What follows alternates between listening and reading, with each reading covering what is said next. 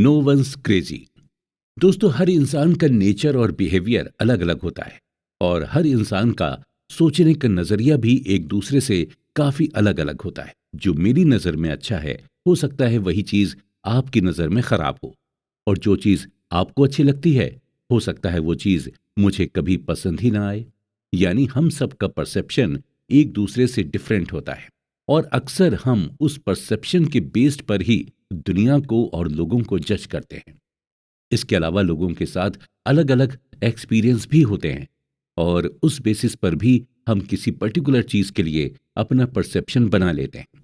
जिस तरह से अलग अलग चीजों को लेकर लोगों के परसेप्शंस होते हैं, ठीक पैसों को लेकर भी लोगों का अलग अलग परसेप्शन होता है। एक पुअर इंसान को महीने के 10,000 रुपए भी मिल जाएं तो उसके लिए वही बहुत बड़ी चीज होगी। वहीं कुछ लोग ऐसे भी हैं जो सिर्फ 10,000 की शॉपिंग कर लेते हैं। सच तो यही है कि हम बुकिश नॉलेज यानी किताबी ज्ञान से बहुत कम सीख पाते हैं, जितना हम अपने एक्सपीरियंस से सीखते हैं। एक इंसान जिसका स्टॉक मार्केट में काफी लॉस हुआ, वही इस लॉस को एक्सपीरियंस कर सकता है, और उस एक्सपीरियंस से ही वो सीख सकता है। इसी के रिगार्डिंग इकोनॉमिस्ट माइकल बेटनिक का कहना है कि लाइफ के लेसन को समझने से पहले उन्हें एक्सपीरियंस किया जाता है। 2006 में national bureau of economic research के इकोनॉमिस्ट अल्ट्रिक मैंडमीर और स्टीफन नेगल ने कंज्यूमर फाइनेंसेस पर एक सर्वे किया था, और इस सर्वे को करने का मकसद ये पता लगाना था कि ज्यादातर अमेरिकन्स अपने पैसों का इस्तेमाल किस तरह से करते हैं। थ्योरेटिकली लोगों को यही लग रहा था कि इस सर्वे में यही कंक्लूजन सामने आएगा कि ज्यादातर अमेरिकन्स अपने इन्वेस्टमेंट को अपने फाइनेंशियल गोल के हिसाब से प्लान करते हैं, और जो भी इन्वेस्टमेंट ऑप्शन उनके सामने अवेलेबल है उसी हिसाब से वो इन्वेस्टमेंट करते हैं।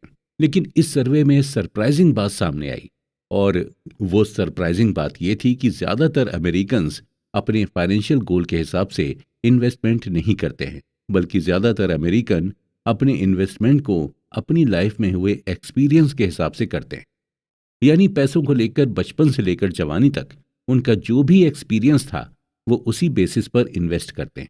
अगर आपका बचपन महंगाई में गुजरा है तो आप अपने पैसे को बॉन्ड में इन्वेस्ट नहीं करेंगे, और अगर अपने बचपन में आपने स्टॉक मार्केट को ग्रो करते देखा है तो यकीनन आप स्टॉक मार्केट में ही इन्वेस्ट करेंगे।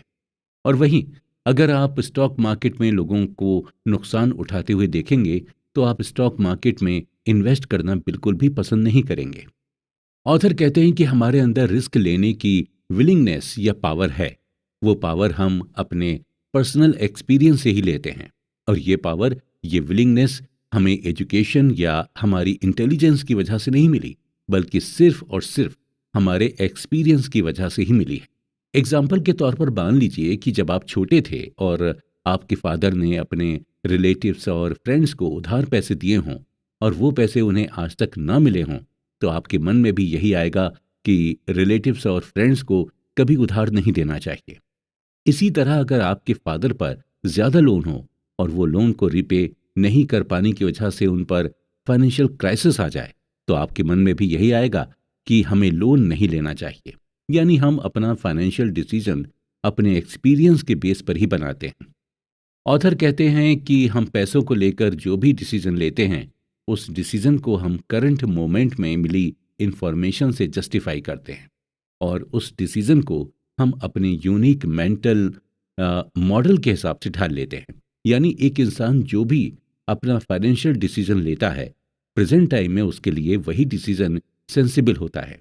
उसे यही लगता है कि जो फाइनेंशियल डिसीजन अभी वो ले रहा है वही उसके लिए बेहतर है, और अपने इस डिसीजन को वो क्यों ले रहे हैं और किस लिए ले रहे हैं, और इसके जवाब में वो आपको अपने फाइनेंशियल एक्सपीरियंस के बारे में बताएंगे।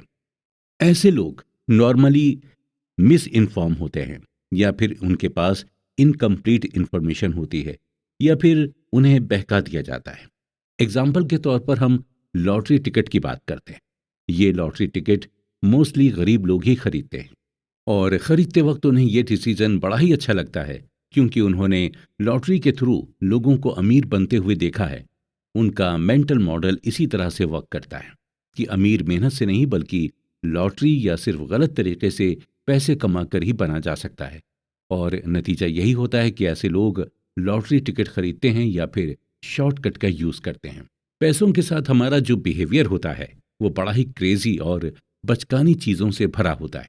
जो आपके लिए पागलपन हो सकता है वो चीज मेरे लिए सेंसिबल हो। असल में हम में से कोई भी पैसे के मामले में बेवकूफ नहीं है। हम सभी चालाक हैं। लेकिन बस फर्क इतना ही है कि हम पैसों का इस्तेमाल अपनी लाइफ में हुए एक्सपीरियंस के हिसाब से ही करते हैं। इसलिए पैसों के मामले में किसी को बेवकूफ या पागल मत समझिए। बस यही समझिए कि ये जो भी चीज कर रहा है वो अपनी लाइफ के एक्सपीरियंस की वजह से ही कर रहा है। Luck and risk. Bill Gates किसी भी इंट्रोडक्शन के मोहताज नहीं हैं।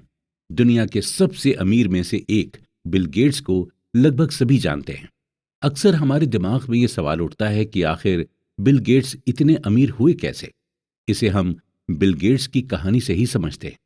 बिल गेट्स 28 अक्टूबर 1955 में सीटल, वॉशिंगटन में बोर्न हुए थे और बचपन से ही इनका इंटरेस्ट टेक्नोलॉजी की तरफ था। और जब ये 13 साल के हुए तो इनका एडमिशन लेक साइड स्कूल में करा दिया गया था। लेक साइड स्कूल पूरे सीटल में इकलौता स्कूल था जहां पर कंप्यूटर था। यहां तक कि सीटल की बड़ी बड़ी यूनिवर्सिटीज और कॉलेजेस में भी कंप्यूटर नहीं था। लेक साइड स्कूल में ही बिल गेट्स की दोस्ती पॉल एलन के साथ हो गई थी, जो बाद में बिल गेट्स के साथ माइक्रोसॉफ्ट के को फाउंडर बने। शुरुआती दौर में कंप्यूटर बच्चों के कोर्स का हिस्सा नहीं हुआ करता था, बल्कि इसे एज अ को करिकुलम एक्टिविटी के तौर पर लिया जाता था। बिल गेट्स और पॉल एलन दोनों को ही कंप्यूटर में जबरदस्त इंटरेस्ट था और ये दोनों ही अपना खाली टाइम कंप्यूटर के सामने बैठकर बिताते थे और धीरे धीरे करके दोनों ही कंप्यूटर में एक्सपर्ट होते चले गए।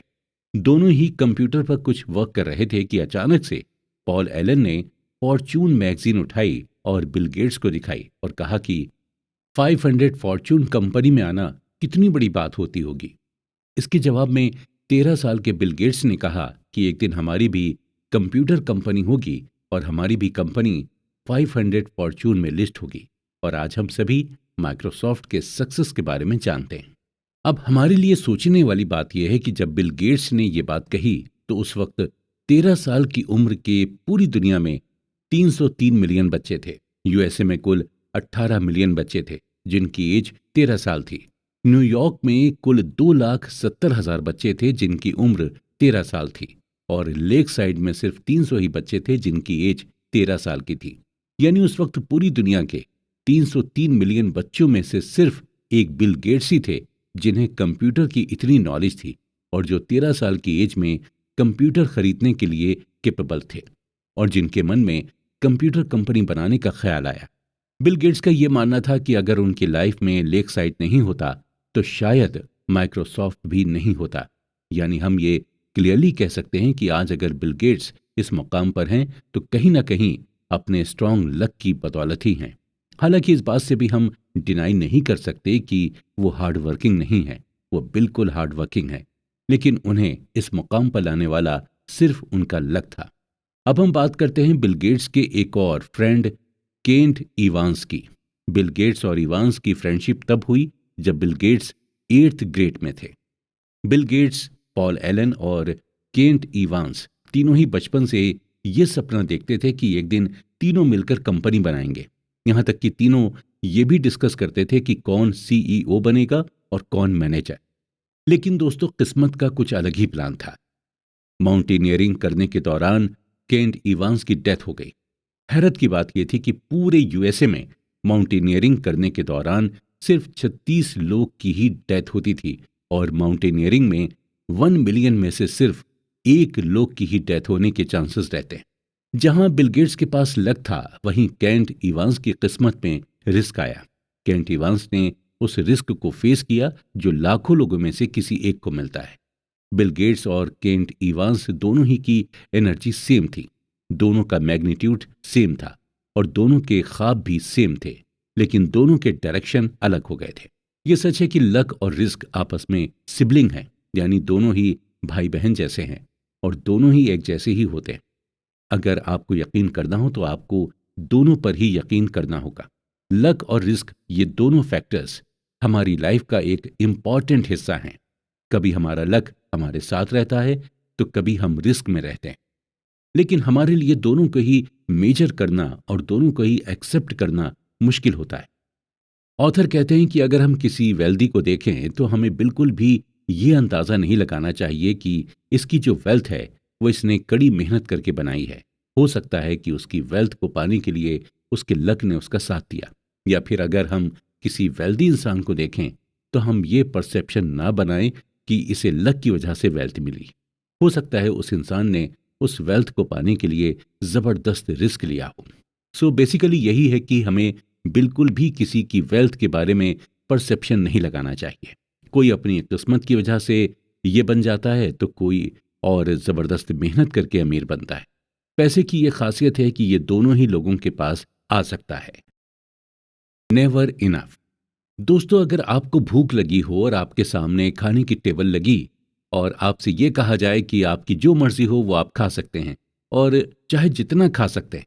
नॉर्मली जब इस तरह की सिचुएशन होती है तो एक इंसान अपनी भूख से ज्यादा खाने लगता है और जिसका नतीजा ये होता है कि उस इंसान का पेट खराब हो जाता है या फिर वोमिटिंग करने लगता है। खाने की टेबल को देखकर उसे ये अंदाजा ही नहीं होता कि उसे कितना खाना है और कितना नहीं। ठीक इसी तरह का बिहेवियर हम पैसे के साथ भी करते हैं। जब हमारे पास पैसे का फ्लो बनने लगता है तो हम यही सोचते रहते हैं कि हमारे पास और ज्यादा पैसा है। और ज्यादा पैसे कमाने के लिए हम रिस्क पर रिस्क लेते चले जाते हैं। हम लालच में आ जाते हैं। हमें ये मालूम ही नहीं होता कि हमें कहां पर खुद से इनफ बोल देना चाहिए। जितने भी लोग अमीर हुए हैं वो कभी भी पैसे के पीछे नहीं भागते, बल्कि वो पैसे को अट्रैक्ट करते हैं अपनी मेहनत से, अपनी समझदारी से, और वो खुद को ज्यादा पैसे कमाने से रोकते भी हैं। और शायद यही वजह है कि उनके पास और पैसा आता ही जाता है। इस बात को डीपली समझाने के लिए ऑथर हमें रजत गुप्ता का एग्जाम्पल देते हैं।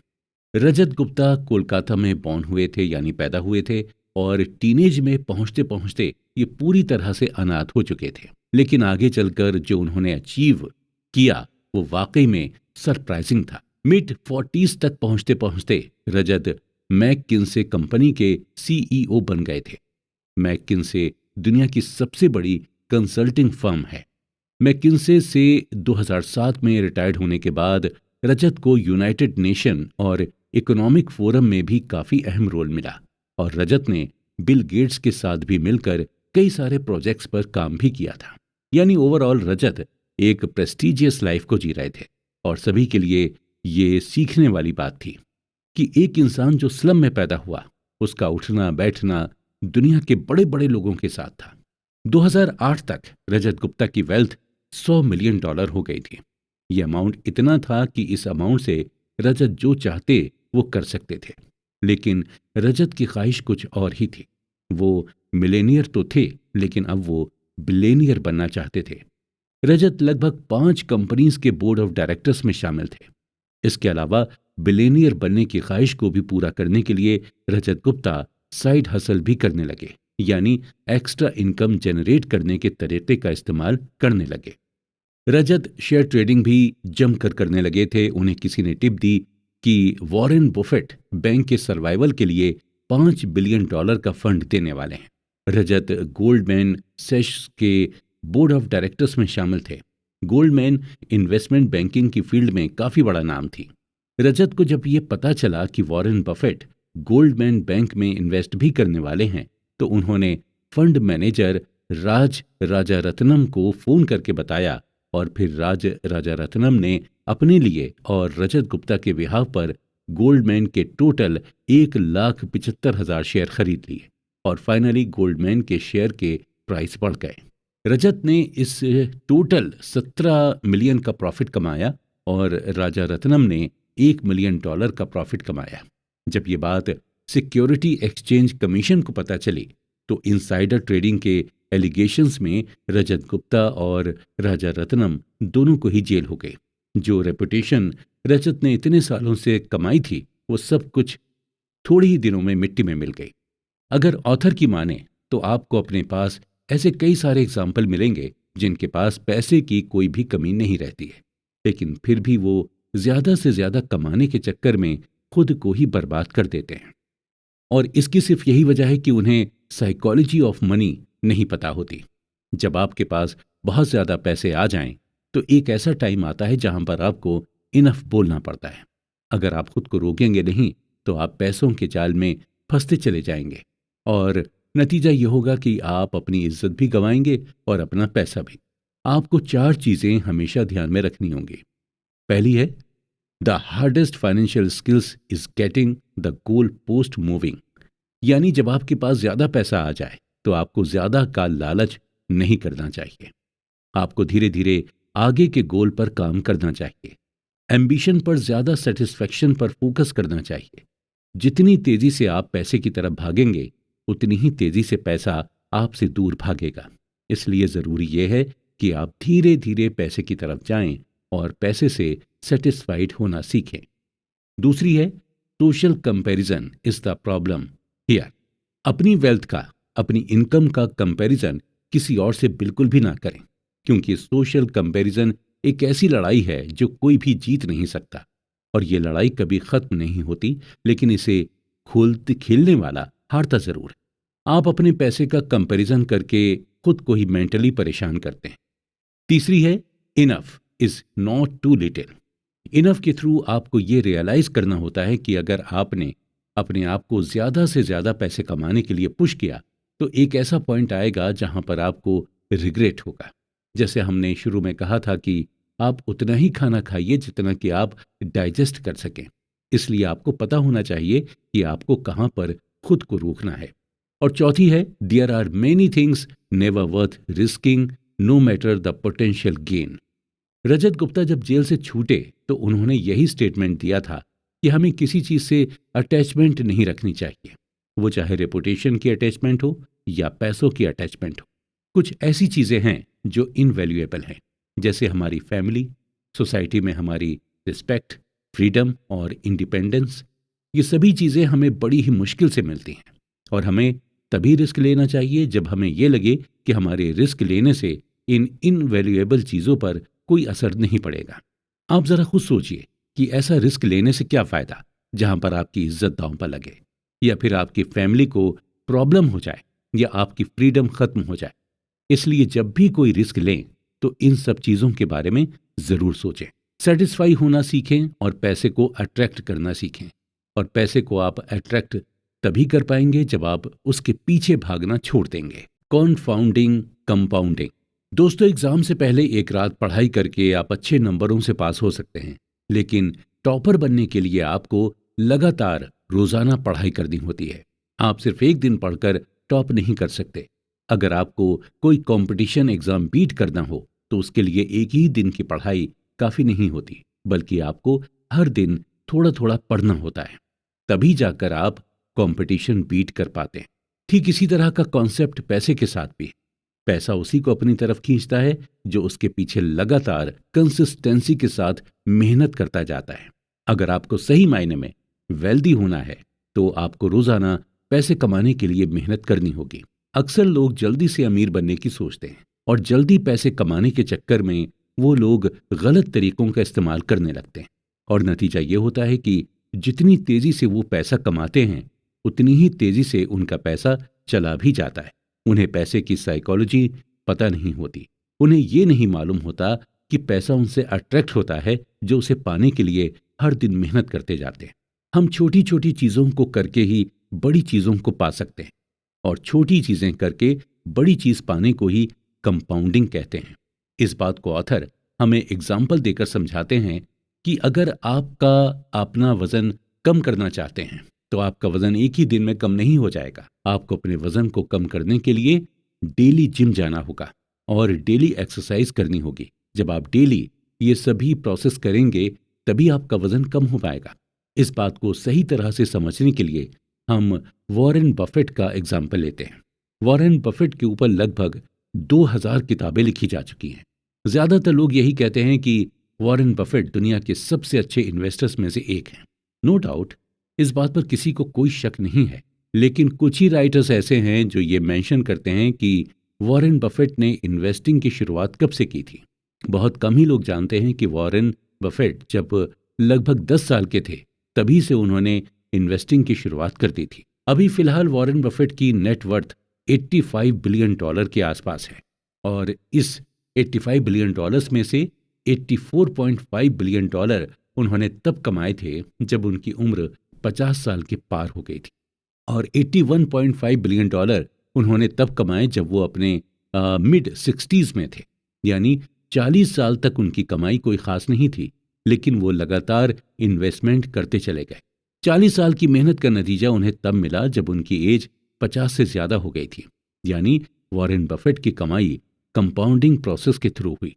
अक्सर हमारे साथ यही होता है कि हम शुरू शुरू में बड़े ही जोश खरोश के साथ मेहनत करते हैं, लेकिन जब हमें इसका रिजल्ट तुरंत नहीं मिलता तो हम हिम्मत हारने लगते हैं। ठीक इसी तरह जब हम अपने पैसे को शेयर मार्केट में इन्वेस्ट करते हैं और कुछ दिनों के बाद जब हमें इन्वेस्ट किए हुए पैसे में प्रॉफिट नहीं दिखाई देता तो हम इम्पेशेंट होकर उस शेयर को कम दाम में बेच देते हैं।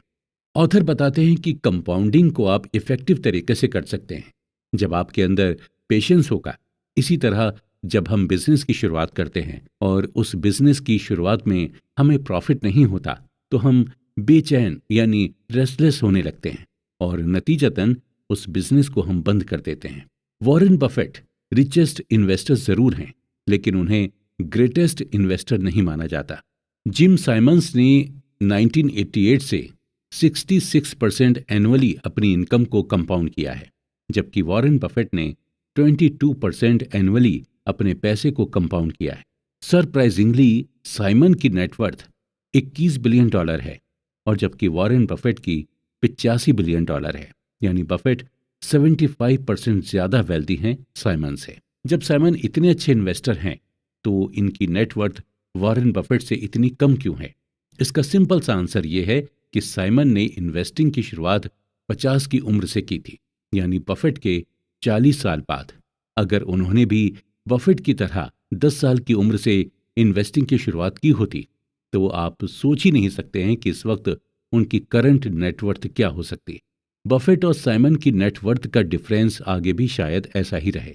अगर मैं आपको अपने दिमाग में 8 जमा 8 जमा 8 जमा 8 जमा 8 जमा 8 जमा 8 जमा 8 जमा 8 जोड़ने को कहूं तो आप कुछ ही सेकंड में ऐसा कर लेंगे, जो कि 72 है। लेकिन अगर मैं आपको 8 गुणा 8 गुणा 8 गुणा 8 गुणा 8 गुणा 8 गुणा 8 गुणा 8 गुणा 8 का हिसाब लगाने को कहूं तो आपका सर फट जाएगा, जो कि है 13,42,17,728। आप यहां क्लियरली देख सकते हैं कि ऐड करने में आपको क्या आंसर मिला था और मल्टीप्लाई करने में आपको क्या आंसर मिला।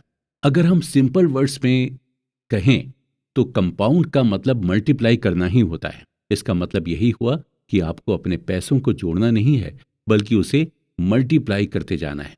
यानी आपको पैसे से ही पैसा बनाना है, और वो चाहे आप बिजनेस करके करें या फिर किसी इन्वेस्टमेंट के थ्रू करें।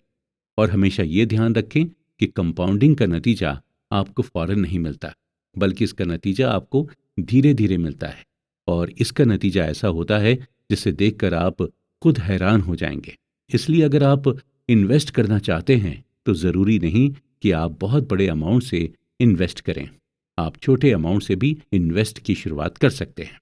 एट लास्ट हम ये कहेंगे कि अगर आप अपनी तरफ पैसों को खींचना चाहते हैं तो आपको अपने अंदर पेशेंस डेवलप करना होगा और पैसे के लिए कंसिस्टेंट हार्ड वर्क करना होगा और पैसे को कंपाउंड करते रहना होगा, क्योंकि तभी आप पैसे को जीत पाएंगे, यानी तभी आप वेल्दी बन पाएंगे। गेटिंग वेल्दी और स्टेइंग वेल्दी। दोस्तों, आज के दौर में अगर देखा जाए तो पैसा कमाना सबसे आसान है। आप इस डिजिटल एरा में सोशल मीडिया के थ्रू पैसे कमा सकते हैं। आप अपना यूट्यूब चैनल बनाकर पैसे कमा सकते हैं। इंस्टाग्राम या फेसबुक पर पोस्ट अपलोड करके पैसे कमा सकते हैं, या फिर अमेज़ॉन या शॉपिंग ऐप पर प्रोडक्ट बेचकर पैसे कमा सकते हैं। यानी आज के इस टाइम में पैसे कमाने के ऑप्शंस बहुत सारे हैं। जितना आज के दौर में पैसा कमाना आसान है, उतना ही इसे बचाना मुश्किल है। वेल्दी होना कोई बहुत बड़ी बात नहीं है, लेकिन वेल्दी बने रहना बहुत ही डिफिकल्ट है। चलिए इस बात को हम एक केस स्टडी के थ्रू डीपली समझते हैं। जेस लिवरमोर, जिनका जन्म 1877 में हुआ था, इन्हें अपने दौर का ग्रेटेस्ट इन्वेस्टर माना जाता था और ये उस टाइम प्रोफेशनल इन्वेस्टर बन गए थे, जब इन्वेस्टिंग के बारे में कोई ज्यादा जानता तक नहीं था। सिर्फ 30 साल की उम्र में ही लिवरमोर ने $100 मिलियन की नेटवर्थ बना ली थी। 1929 के दौरान लिवरमोर स्टॉक मार्केट की दुनिया में जाना पहचाना नाम बन गए थे और उसी दौरान स्टॉक मार्केट भी बुरी तरह से क्रैश हो गई थी, जिसकी वजह से इकोनॉमी डिप्रेशन में चली गई थी। अक्टूबर 1929 तक स्टॉक मार्केट की हालत और ख़राब हो गई। ज़्यादातर इन्वेस्टर्स और स्पेकुलेटर्स ज़बरदस्त फाइनेंशियल लॉस में आ गए थे और जिसकी वजह से कई इन्वेस्टर्स और स्पेकुलेटर्स सुसाइड करने लगे थे। लिवरमोर की वाइफ डोरा दी इन्वेस्टर्स के सुसाइड करने के इंसिडेंट से काफ़ी परेशान थी और एक दिन लिवरमोर घर काफ़ी देर में पहुंचे। घर देर में पहुंचने की वजह से लिवरमोर की वाइफ डोराथी काफ़ी परेशान हो गई थी, लेकिन लिवरमोर को देखकर उन्हें सुकून मिला और उन्होंने लिवरमोर को अपने परेशान होने की वजह बताई। तो उन्होंने उन्हें बताया कि इस स्टॉक मार्केट के क्रैश में उन्हें बहुत फ़ायदा पहुंचा है और लिवरमोर ने सिर्फ एक ही दिन में कई मिलियन डॉलर कमा लिए थे। लिवरमोर ने वाइफ डोराथी से ये भी कहा कि हम वेल्दी ही रहेंगे हमेशा, परेशान होने की कोई ज़रूरत नहीं है। तो जहां लिवरमोर की फैमिली खुश थी, वहीं एक और फैमिली जो उस दिन खुश नहीं थी, अब्राहम जर्मेंस्की की फैमिली। अब्राहम एक multi millionaires real estate developer थे, जिन्होंने 1920 की इकोनॉमी के बढ़ने के दौरान रियल एस्टेट के थ्रू जमकर पैसे कमाए थे और उसी दौरान स्टॉक मार्केट भी काफ़ी बूम पर थी और इसी का फ़ायदा उठाते हुए स्टॉक मार्केट से भी काफ़ी सारे पैसे कमाए थे। 1929 के मार्केट क्रैश के दौरान जब ज़्यादातर इन्वेस्टर्स और स्पेकुलेटर्स सुसाइड कर रहे थे, तो उसी दौरान जर्मेंस्की की वाइफ को भी टेंशन होने लगी और जब एक रात उनके वो घर नहीं पहुंचे तो उनकी वाइफ ने पुलिस में मिसिंग की रिपोर्ट दर्ज करा दी और अगले दिन इन्वेस्टिगेशन में पता चला कि जर्मेंस्की ने भी बाकी इन्वेस्टर्स की ही तरह सुसाइड कर ली है। इत्तेफाक देखिए कि 1929 के स्टॉक मार्केट क्रैश ने एक को दुनिया का सबसे अमीर इंसान बना दिया था और दूसरे को इतना नुकसान पहुंचाया कि उसे सुसाइड करने पर मजबूर होना पड़ा। 1929 के स्टॉक मार्केट क्रैश की वजह से लिवरमोर दुनिया के सबसे अमीर आदमियों में से एक बन गए थे। वहीं इसी क्रैश ने रिचेस्ट रियल एस्टेट डेवलपर जर्मेंस्की की जान ले ली थी। 1929 के स्टॉक मार्केट क्रैश से कमाए पैसे ने लिवरमोर के अंदर कॉन्फिडेंस भर दिया था, जिसकी वजह से वो स्टॉक मार्केट में ज्यादा से ज्यादा बेट लगाने लगा था। ठीक 4 साल बाद यानी 1933 में लिवरमोर ने भी सुसाइड कर ली थी, क्योंकि लिवरमोर ने स्टॉक मार्केट में इतना पैसा लगा लिया था कि उसे बहुत ही ज्यादा नुकसान हो गया था। लिवरमोर और जर्मेंस्की दोनों की डेथ पीरियड अलग अलग था, लेकिन दोनों में एक चीज कॉमन थी। दोनों थे वेल्दी, लेकिन वेल्दी बनकर रह नहीं पाए, यानी दोनों ने ही पैसे कमाए लेकिन पैसे को बचा नहीं पाए। ऑथर कहते हैं कि पैसे कमाने के लिए आपको रिस्क लेना होता है, आपको होपफुल और ऑप्टिमिस्टिक होना पड़ता है और पैसे कमाने के लिए आपको अपने कंफर्ट जोन से बाहर निकलना होता है, लेकिन कमाए हुए पैसे को बचाने के लिए आपको रिस्क से बचना होता है। अपने अंदर ह्यूमिलिटी रखनी होती है। इसके अलावा आपके अंदर डर भी होना चाहिए। आपके अंदर ये डर होना चाहिए कि आपने इतनी मेहनत करके जो पैसे कमाए हैं वो कभी भी खत्म हो सकते हैं, आपको कभी भी नुकसान हो सकता है। ज्यादातर वेल्दी लोग इसी माइंडसेट के साथ चलते हैं और शायद इसलिए जितने भी वेल्दी लोग हैं वो बिल्कुल सिंपल लाइफ जीते हैं और अपने पैसे को बिल्कुल सोच समझ कर खर्च करते हैं। वेंचर कैपिटल फर्म सेक्वोइया कैपिटल के हेड माइकल मोरिट्ज से जब पूछा गया कि वो अभी तक मार्केट में किस तरह से बने हुए हैं, उनकी कंपनी का अभी तक मार्केट में लगातार टिके रहने का रीजन क्या है, इसका जवाब देते हुए माइकल ने कहा कि डर की वजह से ही वो आज सेक्वा कैपिटल अभी तक टिकी हुई है। मोरिट्ज का ये मानना है कि उन्हें ये डर रहता है कि अगर आज उन्होंने पैसे कमाए तो जरूरी नहीं है कि कल भी उसी तरह वो पैसे कमा पाएंगे। अगर आज उनके साथ चीजें अच्छी हो रही हैं तो जरूरी नहीं है कि कल भी सब चीजें उनके साथ अच्छी ही हों। यानी हम ये भी कह सकते हैं कि हमारे अंदर अगर सर्वाइवल का डर नहीं होगा तो शायद हम ज्यादा दिनों तक वेल्दी नहीं रह पाएंगे। ऑथर के हिसाब से वेल्दी बने रहने के लिए हमें अपने अंदर सर्वाइवल माइंडसेट रखना होगा और इसे आप 3 तरीके से देख सकते हैं। पहला यह है कि आपको ये सोचना होगा कि आप फाइनेंशियली अनब्रेकेबल हैं। अगर आप फाइनेंशियली अनब्रेकेबल हैं तो आपको हमेशा बड़ा रिटर्न मिलेगा, और आपको बड़ा रिटर्न तभी मिल पाएगा जब आप लॉन्ग टर्म के लिए सरवाइव कर पाएंगे। दूसरा यह है कि आपको प्लानिंग बनाकर चलना होगा। जी हाँ, सर्वाइवल माइंडसेट रखने के लिए प्लानिंग करना बेहद ज़रूरी है। एक प्लान तभी यूज़फुल होगा जब ये रियलिटी सर्वाइव कर जाए। तीसरा यह है कि आपको ऑप्टिमिस्टिक पर्सनैलिटी रखनी होगी। जब आप ऑप्टिमिस्टिक पर्सनैलिटी रखते हैं तो आपके अंदर सर्वाइवल माइंडसेट आने लगता है।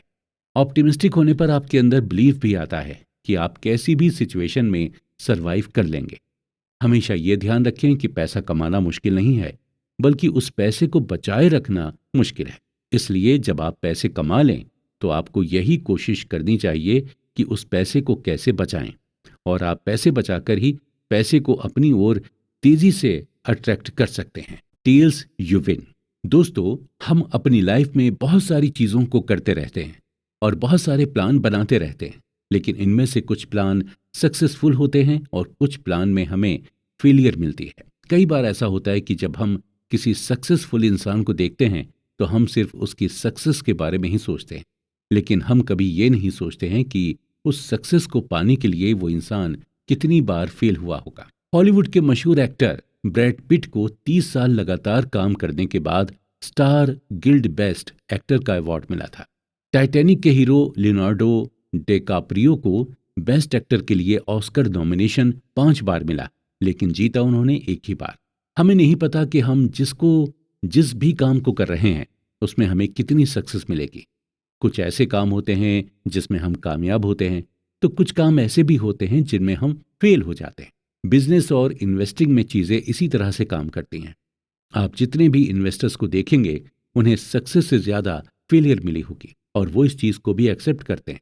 वो ये मानकर चलते हैं कि उन्हें फेलियर ज़्यादा मिलेगी, लेकिन उनकी नज़र मेजॉरिटी आउटकम पर होती है।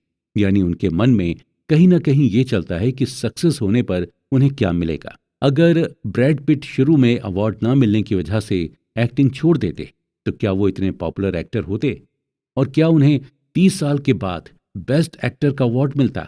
ब्रैड पिट को ये समझ आ गया था कि आपके कुछ प्रोजेक्ट चलते हैं और कुछ नहीं, लेकिन आपको लगातार काम करते रहना चाहिए। आपको अपने एम की ओर लगातार बढ़ते रहना चाहिए। आपको टेल के बारे में सोचना चाहिए, यानी एंड रिजल्ट के बारे में सोचना चाहिए। ऑथर कहते हैं कि आप अपने आसपास जो भी प्रॉफिटेबल, फेमस और इन्फ्लुएंशियल चीज़ों को देखते हैं वो टेल इवेंट का ही नतीजा होता है। यानी उस चीज़ को अचीव करने के लिए लाखों एफर्ट्स किए जाएंगे। जब हम अपना फोकस टेल इवेंट पर करने लगते हैं तो हमारे सामने कोई भी ऑब्स्टेकल या कोई भी परेशानी आ जाए, हमें अपना मनचाहा रिजल्ट मिल ही जाता है। और टेल इवेंट पर फोकस करके हमें यह भी समझ में आने लगता है कि यह कितना रेयर और पावरफुल है। टेल एंड ड्रिवन आपको कई सारी कंपनीज भी मिलेंगी, और टेल एंड ड्रिवन का सबसे अच्छा एग्जाम्पल है कोई भी वेंचर कैपिटल फर्म। अक्सर वेंचर कैपिटल फर्म नए नए स्टार्टअप को फंडिंग करती है। एक वेंचर कैपिटल फर्म नॉर्मली 40 से 50 स्टार्टअप को फंडिंग देती है, और उस वेंचर कैपिटल को ये भी मालूम होता है कि इस 40 से 50 स्टार्टअप में आधे से ज़्यादा स्टार्टअप फेल हो सकते हैं, लेकिन उन्हें यह भी मालूम होता है कि एटलीस्ट 10 स्टार्टअप तो चलेंगे ही, और उन 10 में से 2 या 3 स्टार्टअप ऐसे होंगे जो उनके लिए बोनांजा ऑफर की तरह होंगे, यानी उनका रिटर्न 100% से भी ज़्यादा होगा। और वेंचर कैपिटल उन्हीं 2 या 3 स्टार्टअप से अपने पूरे इन्वेस्ट किए हुए पैसे को प्रॉफिट समेत वापस ले लेती है। इसी तरह जब कोई इन्वेस्टर अपना पोर्टफोलियो बनाता है तो उसे भी ये मालूम होता है कि पोर्टफोलियो में शामिल हर स्टॉक उसे अच्छा रिटर्न नहीं देगा, लेकिन पोर्टफोलियो में शामिल 1-2 स्टॉक ऐसे होंगे जो पूरे पोर्टफोलियो का प्रॉफिट कवर करके दे देंगे। ऑथर की माने तो टेल इवेंट ही सब कुछ है, और जिसने ये समझ लिया वो ही सक्सेसफुल हुआ। आप जितने भी वेल्दी लोगों की कहानी सुनेंगे आपको उनके बारे में यही पता चलेगा कि वो हमेशा टेल इवेंट के बारे में सोचते हैं। जब आपको ये रियलाइज हो जाता है कि बिजनेस में टेल्स ही सब कुछ है, तो आपके लिए फेल होना, बिजनेस का ना चलना, लॉस होना, ये सभी बातें नॉर्मल हो जाती हैं। आपको फेलियर बिल्कुल भी सरप्राइजिंग नहीं लगता, और आप इसे भी वेल्दी होने का एक पार्ट मान लेते हैं। और आप ये एक्सेप्ट कर लेते हैं कि फेलियर भी इसी प्रोसेस का एक हिस्सा है। हमारे साथ इशू यही होता है कि हम फेलियर को एक्सेप्ट नहीं करते। हम पैनिक करने लग जाते हैं। हमें ये लगने लगता है कि हमारे साथ कैसे हो सकता है, हमने तो बहुत मेहनत की थी। लेकिन हम ये भूल जाते हैं कि मेहनत का रिजल्ट तो हमें हमेशा एंड में ही मिलता है। अगर आप एक अच्छे स्टॉक पिकर हैं तो आपके साथ ये हो सकता है कि कई बार आप स्टॉक पिक करने में गलती कर जाएं, या अगर आप एक अच्छे बिजनेसमैन हैं तो ये आपके साथ बिल्कुल हो सकता है कि आप एक खराब और नॉन प्रॉफिटेबल प्रोडक्ट को बेचने लग जाएं। ग्रेट इन्वेस्टर्स पीटर लिंच का ये मानना है कि अगर आप किसी बिजनेस में अच्छे हैं तो यानी आप उस बिजनेस में 10 में से 6 बार करेक्ट होंगे और 4 बार इनकरेक्ट होंगे। यानी आपके 6 डिसीजन सही होंगे तो 4 डिसीजन गलत होंगे। हम अपने ऊपर सही चीज़ों को करने के लिए खुद पर मेंटल प्रेशर बनाने लगते हैं। हम ये सोचने लगते हैं कि हमसे कोई गलती कभी हो ही नहीं सकती। महान बल्लेबाज सचिन तेंदुलकर भी फेल हुए थे और 25 साल क्रिकेट खेलकर भी उनसे कई गलतियां हुई थीं। और अगर ऐसा ना होता तो 664 इंटरनेशनल मैचेस में उनकी 100 सेंचुरी से और कई ज्यादा सेंचुरीज होती। इन्वेस्टर्स और एंटरप्रेन्योर से हमें यही सीखने को मिलता है कि कोई भी हर बार सही डिसीजन नहीं ले सकता। आपको क्या लगता है कि Bill Gates, Jeff Bezos, Elon Musk हर बार सही ही डिसीजन लेते हैं? नहीं, उनके कई बार कई डिसीजंस गलत भी होते हैं। बस फर्क सिर्फ इतना है कि हमें उनके गलत डिसीजन के बारे में पता नहीं चलता, क्योंकि हम उनकी सक्सेस को ही देखकर चकाचौंध हो जाते हैं।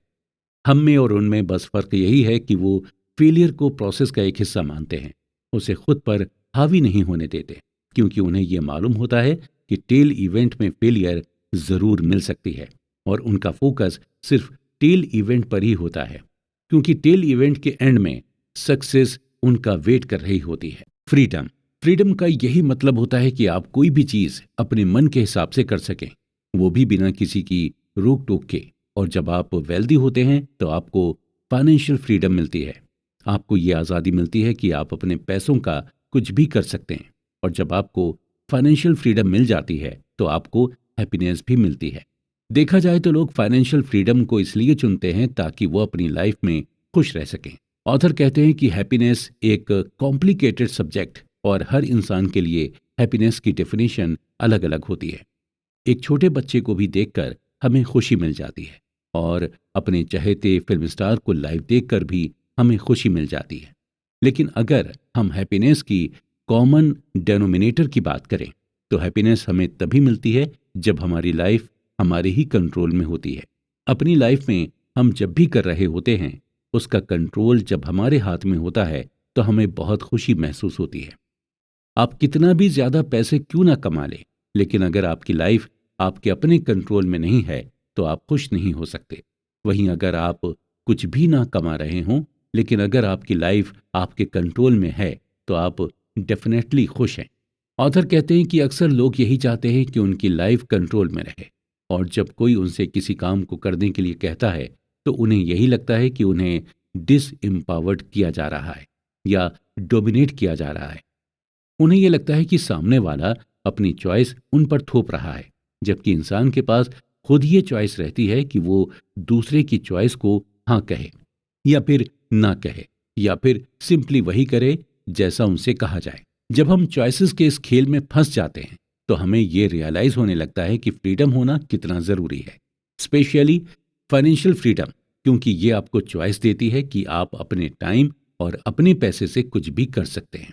सक्सेसफुल एंटरप्रेन्योर डेरेक साइवर्स से जब उनके एक फ्रेंड ने यह पूछा कि वो इतने रिच कैसे हुए तो इसके जवाब में वो अपनी कहानी सुनाते हुए कहते हैं कि अपना स्टार्टअप शुरू करने से पहले वो जॉब करते थे और उस जॉब में उन्हें $1800 की सैलरी मिलती थी और वो हर महीने अपनी सैलरी में से कुछ न कुछ सेव करते थे। 2 साल के अंदर उन्होंने $12,000 सेव कर लिए थे। जॉब करने के दौरान उनकी एज 22 साल थी, यानी 22 साल की एज में उन्होंने $12,000 सेव कर लिए थे।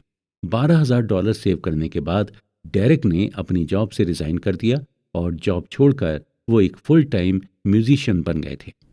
डेरेक को हर महीने म्यूजिक का कोई ना कोई असाइनमेंट मिलने लगा था और असाइनमेंट से मिलने वाले पैसे से वो अपना घर चलाने लगे। वो अपना खर्च चलाते थे। ओवरऑल डेरेक को अब पूरी तरह से फ्रीडम मिल गई थी। उनको किसी चीज की कोई रोक टोक नहीं थी और वो अब ऐसे काम से पैसा कमा रहे थे जिसे करके उन्हें बेहद खुशी मिलती थी। डेरेक के दोस्त ने आगे की कहानी पूछी कि फाइनली डेरेक तुम अमीर कब बने। आगे फिर उनके फ्रेंड ने उनकी कंपनी के बेचने का जिक्र करते हुआ कि डेरेक क्या तुम अपनी कंपनी बेचकर अमीर हुए थे। इसका जवाब डेरेक ने बड़ी खूबसूरती से देते हुए कहा था कि कंपनी बेचना तो सिर्फ पैसों का ट्रांजैक्शन था। असल में अमीर वो 22 साल की उम्र में बन गए थे जब वो फुल टाइम म्यूजिशियन बन गए थे। जानी यानी कि हम अमीर असल में तब होते हैं जब हम वो काम करते हैं जिसे करने में हमें मजा आता है और उस काम को करने में हमें पैसे भी मिलते रहते हैं। असली फाइनेंशियल फ्रीडम तभी मिल सकती है जब आप वो करें जो आप करना चाहते हैं और उसी को करते हुए आपको पैसे भी मिलते रहें। लोग अक्सर फाइनेंशियल फ्रीडम की तलाश में अपनी जॉब चेंज करते रहते हैं क्योंकि उन्हें लगता है कि जॉब चेंज करके उन्हें ज़्यादा पैकेज मिलेगा, जबकि ज़्यादा पैकेज से फाइनेंशियल फ्रीडम नहीं मिलती। आपको फाइनेंशियल फ्रीडम तभी मिल पाएगी जब आपकी लाइफ आपके कंट्रोल में होगी। अब हम बात करते हैं man in the car paradox. जब आप किसी को महंगी कार चलाते हुए देखते हैं तो आप ये नहीं सोचते कि कार चलाने वाला इंसान कितना रिच होगा या उसने इस कार को खरीदने के लिए कितनी मेहनत की होगी, बल्कि आप यही सोचते हैं कि काश ऐसी ही महंगी कार हमारे पास भी होती। और ये एक पैराडॉक्स होता है। अक्सर लोग इसलिए वेल्दी होना चाहते हैं ताकि उन्हें लोग एडमायर कर सकें, लोग उन्हें पसंद करें। और ऐसे लोग इसलिए महंगे कपड़े, महंगी कार, महंगी घड़ियां खरीदते हैं ताकि वो दूसरों को इम्प्रेस कर सकें, दूसरे उन्हें एडमायर करें। बल्कि रियलिटी में दूसरे उनसे इम्प्रेस या एडमायर नहीं होते। उनके महंगे कपड़े, महंगी घड़ियां और महंगी कार देखकर दूसरे लोग अपने लिए एक बेंचमार्क तय कर लेते हैं कि उन्हें भी ऐसी ही घड़ी लेनी है, ऐसी ही महंगी कार लेनी है और ऐसे ही महंगे महंगे कपड़े पहनने हैं। और उनके अंदर भी सेम डिजायर होती है कि उनसे भी लोग इम्प्रेस हों और लोग उन्हें भी एडमायर करें। ये एक ह्यूमन टेंडेंसी है।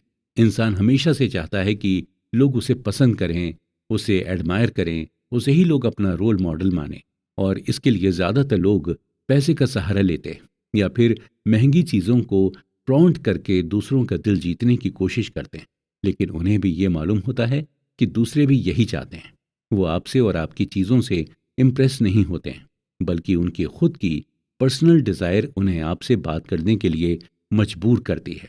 लोगों को पैसे से इम्प्रेस करने से बेहतर है आप उन्हें अपनी ह्यूमिलिटी, काइंडनेस और एम्पैथी से इम्प्रेस करें, क्योंकि इन चीज़ों से बनाया गया इम्प्रेशन लॉन्ग लास्टिंग होता है। आप कितने भी गरीब या अमीर हो जाएं, लेकिन अपने नेचर से आप लोगों को अपनी ओर खींच सकते हैं। Wealth is what you don't see. हम पैसे को तो अपनी आंखों से देख सकते हैं, लेकिन वेल्थ को नहीं। वेल्दी होना एक स्टेट ऑफ लिविंग है। जैसे आप हवा को नहीं देख सकते, ठीक उसी तरह आप वेल्थ को भी नहीं देख सकते। आपको ऐसे कई लोग मिल जाएंगे जो महंगी महंगी कार चलाएंगे, लेकिन महंगी कार होने पर भी वो इतने अमीर नहीं होते। वहीं आप ऐसे भी लोगों को देखेंगे जिनके पास नॉर्मल सी कार होगी, लेकिन एक्चुअल में वो बहुत अमीर होंगे। हालांकि ये भी हो सकता है कि अगर किसी के पास महंगी कार है तो वो एक्चुअल में वेल्दी हो सकता है, लेकिन उस महंगी कार की वजह से उसकी वेल्थ कम हो जाती है। ऑथर ने इस बात को हमें एग्जाम्पल देकर समझाया है कि अगर आपने 1 करोड़ की कार ली है तो इसका यही मतलब हुआ कि आपकी जो वेल्थ थी उससे आपके 1 करोड़ रुपए कम हो गए। मोस्टली जो वेल्दी होते हैं इसीलिए महंगी कार खरीदना अवॉइड करते हैं। हम अक्सर वेल्थ को देखकर ही जज करते हैं और हमें सामने वाला जैसा दिखता है हम उसी हिसाब से अपना परसेप्शन बना लेते हैं। अगर कोई महंगे ब्रांडेड कपड़े पहनता है तो हमें यही लगने लगता है कि सामने वाला वेल्दी है, लेकिन हमें पूरी रियलिटी नहीं पता होती। हो सकता है सामने वाले ने कपड़े तो महंगे पहने हैं, लेकिन उसके ऊपर लाखों करोड़ों का डेब्ट हो। मॉडर्न कैपिटलिज्म की वजह से आज लोग आसानी से खुद को वेल्दी दिखाते हैं, जबकि वो एक्चुअल में होते नहीं हैं। लोन लेकर आप भी महंगी कार ले सकते हैं, आलीशान घर बनवा सकते हैं या फिर महंगे कपड़े पहन सकते हैं। ये सब करना आसान है, लेकिन इन चीज़ों को मेंटेन करना आपके लिए मुश्किल हो जाएगा। महंगी कार लेंगे तो ईएमआई भी ज़्यादा आएगी और फिर उसका मेंटेनेंस का बिल भी ज़्यादा आएगा। यानी महंगी चीज़ें लेना आसान है, लेकिन उन्हें मेंटेन करना मुश्किल। और ये आप तभी कर पाएंगे जब आप वाकई में वेल्दी होंगे। इसी तरह सिंगर रिहाना ज्यादा खर्च करने के चक्कर में बैंकरप्ट हो गई थी, और जिसकी वजह से उन्होंने अपने फाइनेंशियल एडवाइजर को केस कर दिया था। कोर्ट में एडवाइजर ने रिहाना से यही कहा कि जब आप महंगी महंगी चीज़ें खरीदेंगी तो एंड में आपके पास सिर्फ महंगी चीज़ें ही बचेंगी, आपके पास पैसे नहीं बचेंगे। अक्सर जब कोई ये कहता है कि वो करोड़पति बनना चाहता है, तो उसका यही मतलब होता है कि वो करोड़ों रुपए खर्च कर सके। हम रिच और वेल्दी होने में डिफरेंशिएट नहीं कर पाते। रिच आपकी करंट इनकम बताती है। अगर आज आपके अकाउंट में 1 करोड़ रुपए हैं तो आप अमीर हैं। लेकिन वहीं अगर सालों से आपके अकाउंट में करोड़ों रुपए आते और जाते रहे हों तो आप वेल्दी हैं। आज आप अमीर हैं, हो सकता है कल आप अमीर ना हो। आज आपके अकाउंट में करोड़ों रुपए हों, लेकिन हो सकता है कल ना हो। सही मायने में वेल्दी कभी हमें दिखाई नहीं दे सकती। वेल्थ एक ऐसी इनकम होती है जो आप कभी खर्च नहीं करते। आज के दौर में हमें रिच इंसान तो मिल जाएगा, लेकिन वेल्दी इंसान नहीं मिलेगा, क्योंकि वेल्दी लोग बहुत ही लो प्रोफाइल तरीके से रहते हैं और ये ज्यादा सोसाइटी में लोगों के सामने खुलकर नहीं आते हैं, और इनके रहन सहन या ड्रेसिंग से आपको अंदाजा भी नहीं लग पाएगा कि ये रिच हैं। डीप डाउन अगर हम देखें तो हर इंसान वेल्दी ही बनना चाहता है। वो नहीं चाहता कि आज अगर उसके पास करोड़ों रुपए हों तो कल वो करोड़ों रुपए खत्म हो जाएं। इंसान यही चाहता है कि उसके पास करोड़ों रुपए हमेशा रहें और ये बढ़ते ही जाएं। इसके अलावा वो ये भी चाहता है कि उन्हें फ्रीडम और फ्लेक्सिबिलिटी मिले, और ये सभी चीज़ें आपको तभी मिलती हैं जब आपको ये मालूम होता है कि आपके पास फाइनेंशियल एसेट्स हैं जिसे आपने खर्च नहीं किया है। आप खुद सोचिए कि किस बात से आपको ज़्यादा सेटिस्फेक्शन मिलता है। आपके अकाउंट्स में करोड़ों रुपए पड़े हों या फिर आपके अकाउंट से करोड़ों रुपए खर्च हो गए हों। जाहिर सी बात है, आपको इस बात से ज्यादा सेटिस्फेक्शन मिलेगा कि आपके अकाउंट में करोड़ों रुपए हैं और ये रुपए ऐसे हैं जिन्हें आप खर्च नहीं करना चाहते। जब ये सोच आपके अंदर आ जाएगी तो आप खुद को वेल्दी समझिए, और जब ये सोच आपके अंदर आ जाती है तो आप सच में फ्री और फ्लेक्सिबल हो जाते हैं। हम इंसान आगे बढ़ने के लिए हमेशा एक रोल मॉडल की तलाश करते रहते हैं, और ऐसा करके ही हम आगे बढ़ भी सकते हैं। अगर आप एक अच्छे ऑथर बनना चाहते हैं तो पहले आपको अच्छे ऑथर को पढ़ना होगा। आप अच्छे एक्टर बनना चाहते हैं तो आपको अच्छे एक्टर की मूवीज देखनी होंगी। उसी तरह आपको अगर वेल्दी बनना है तो आपको एक वेल्दी इंसान को रोल मॉडल बनाना होगा। लेकिन हम ये अंदाजा नहीं लगा पाते हैं कि कौन वेल्दी है कौन नहीं, और हम किसी को बिना देखे या बिना जाने रोल मॉडल नहीं बना पाते। जरूरी नहीं है कि जो देखने में रिच है वो वाकई में रिच हो सकता है वो उतना रिच नहीं हो जितना आप समझते हैं, और जो आपकी नज़र में गरीब दिख रहा है हो सकता है वो वेल्दी हो। इसलिए किसी को क्विकली जज ना करें, स्पेशली किसी को उसकी हैसियत से तो बिल्कुल भी जज नहीं करें।